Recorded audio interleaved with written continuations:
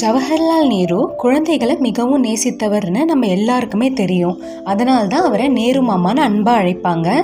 அவர் பிரதமராக இருந்தப்போ ஒரு ஸ்கூலுக்கு குழந்தைகளை சந்திக்க போயிருந்தாரு. அந்த ஸ்கூல்ல இருந்த ஒரு சின்ன பையன் நேரு கிட்ட ஒரு கேள்வி கேட்டான்.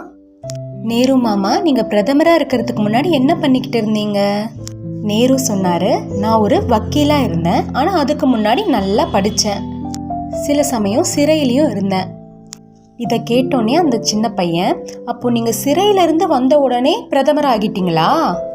அப்போ நாங்களும் சிறைக்கு போன பிரதமர் ஆகலாமா அப்படின்னு சொல்லி ரொம்ப அப்பாவித்தனமா கேட்டான்.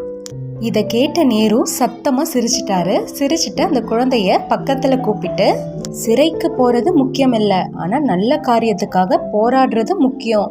நீ படிச்சு உண்மையை தேடி மக்களுக்கு உதவினா நீயும் ஒரு நாள் பெரிய இடத்துக்கு வரலாம், பிரதமரும் ஆகலாம் அப்படின்னு சொல்லி சிரிச்சுக்கிட்டே சொன்னாரு நேரு.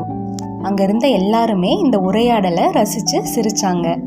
ஜவஹர்லால் நேரு சுதந்திர போராட்டம், பெரிய பொறுப்புகள், தீர்க்கமான முடிவுகள்னு பெரிய விஷயத்துல ஈடுபட்டு இருந்தாலும் சில சமயம் அவருடைய நகைச்சுவை உணர்வும் இயல்பான பேச்சும் மக்களை சிரிக்க வைக்கும். அது மட்டும் இல்லை, இது நேரு குழந்தைங்க மேல வச்சிருக்க அன்பையும் அவருடைய இயல்பான தன்மையும் வெளிப்படுத்துது. நேருஜி வாழ்க்கையில நடந்த இந்த குட்டி ஸ்டோரி உங்களுக்கு பிடிச்சிருந்தா இதே மாதிரி நிறைய சுவாரஸ்யமான கதைகள் கேட்க நம்ம சேனலை சப்ஸ்கிரைப் பண்ணுங்க. தேங்க்யூ.